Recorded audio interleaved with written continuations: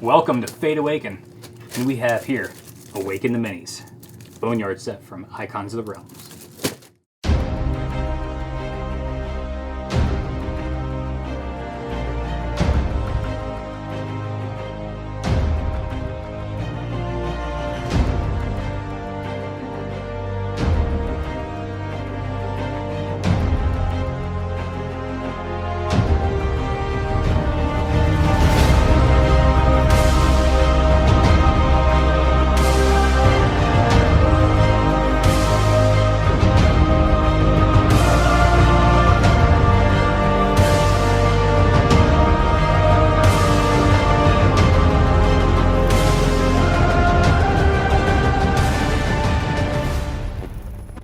Welcome to the final episode of the Boneyard series. Let's open these up.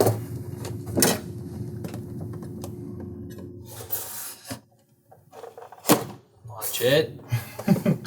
I appreciate that you're right-handed. I know. It's not good for me. Uh-oh. We have a squeaker. We have a squeaker. A squeaker. Get spooked. First box.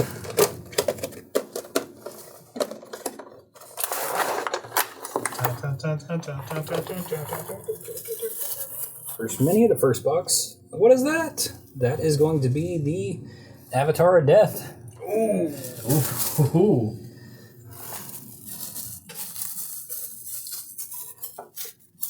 Followed by a Dread Warrior. Looks like a perfect Sounds pair. rather generic. That is a very good pair. Wisp. That sure looks like a Will-O-Wisp. It is a Will-O-Wisp. Good call. It's like balls of light. Uh-oh. There's the secondary. Oh, Kraken, Juvenile Kraken. we got some Kraken twins. And we'll go with the second box here. Hey, the Kraken lacking. Stop. Get some help. I mean, what's better than one Kraken? Two What joke Krakens? is that? They're both Kraken. Got that. It's funny when you explain it. Yeah, the best jokes. Spectre. Straight up Spectre. Nothing fancy. Just a specter. Just Spectre Gadget. Is that Ghoul? Yep, Ghoul. Looks like he's got an arm in his hand. Quite literally an arm. They eat flesh. You now have a ghoul and a ghast. And a zombie. Quite a few zombies. Is this another warrior? I believe he's different. No. Phantom Warrior. Phantom. That is the Yeah, Phantom. These are Spirit Warriors. I think that one's the Phantom Warrior. Big difference. And this looks like a very large skeleton. Oh. This is the Hill Giant skeleton. Yeah. He lost a little bit of weight. It's funny because he can't be fat. It's just bones. That is how skeletons work. Yeah. All right, and the next episode you see is going to be a fight to the death between a few of these monsters. All right, we're starting with the Juvenile Kraken, page 238 in Ghost of Saltmarsh. And a beautiful sculpt, as we have two of them. We have two of them. That is accurate. Couple of things. It's immune to lightning. Ignores difficult terrain. Blah, blah, blah. Small stuff. It does have legendary actions. It can make a tentacle attack. It can use fling or cast an ink cloud. It can summon a magical lightning bolt. Basic Kraken stuff. What do you think? So, Just to me, small. weren't Krakens based off squid? I mean, yes, that is. Basically, Don't Those are- squids have 10 legs? I don't think so. I think you're No, thinking octopus have 8. I think you're thinking of the word tentacles, which has a 10 in front of it. But I don't think that's accurate. I don't think it's accurate that they have 10 legs. Thanks, appreciate it.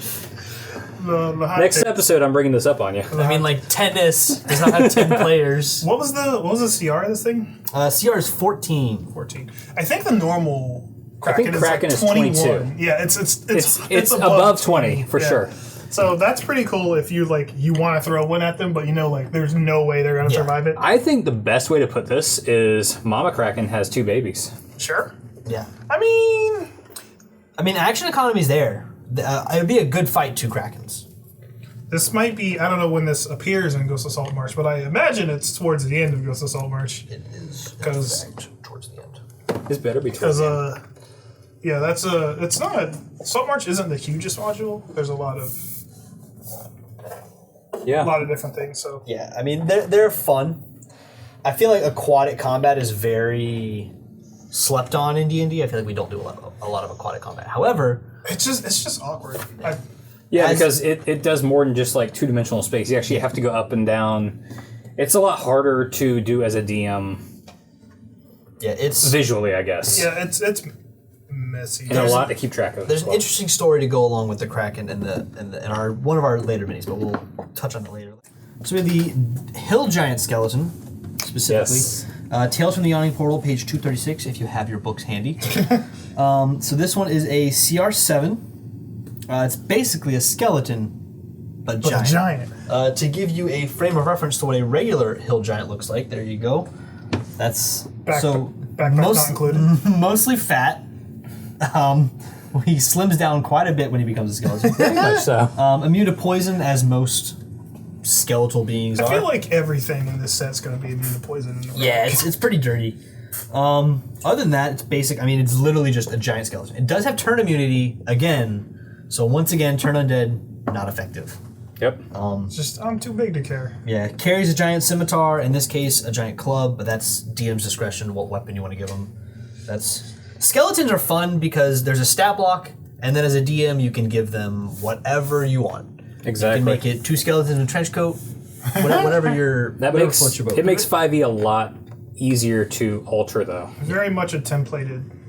It's one of my personal favorite things about 5e is that it's so moldable. Exactly. It's like, here's a skeleton, and here's a list of weapons and armor. Do the math. Yep. How do you want to do it?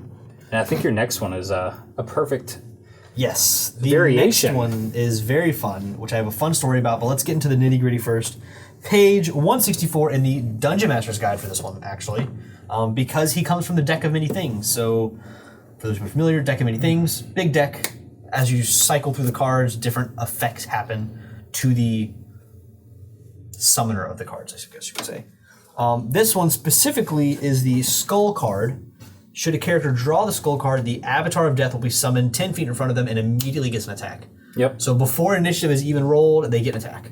It would be considered a surprise round in that sense, but enough about that. They are a CR null. They do not have a CR because it's all based on the summoner.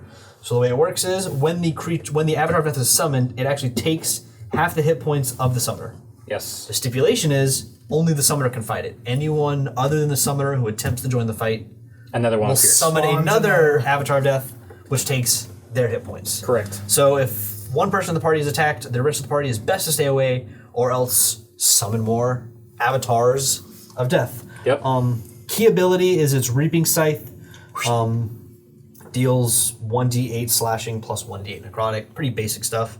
It's not really meant to kill you off the bat. It's more meant to scare you because you're drawing from the cards, hoping something good happens, and then surprise, Avatar of Death. It does have half your hit points, but it gets 2d8 on you immediately. Yeah, it gets 2d8 off the rip, so depending on what your hit points are, that can either be very good or very bad. If you're a wizard, it might take you out, because your friends cannot help you. If it's a wizard, that thing's going to get within hitting distance right away. Mm-hmm. And if you're a wizard, you want to be further away, which means it might get 2 hits on you by the time you get anything on it. Yeah. As well as the fact that, yes, it'll have low hit points, but your friends can't help. Exactly. It's just a bad time. Yeah, very, very interesting story.